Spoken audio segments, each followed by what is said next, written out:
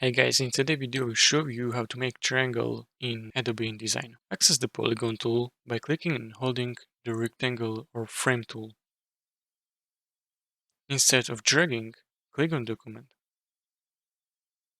Set number of sides to 3 for triangle and adjust the width and height if needed. Use the selection tool to scale, rotate or adjust the triangle as needed.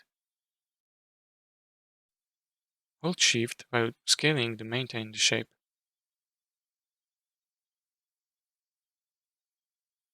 Repeat the process using the Polygon tool and check the Replace Selection Item option if necessary. If you want to add some graphic to it, copy and paste an image into the triangle frame.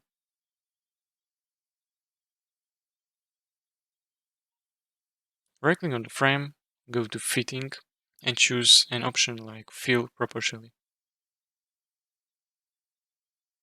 And that's it. If you found this tutorial helpful, please consider subscribing and liking the video.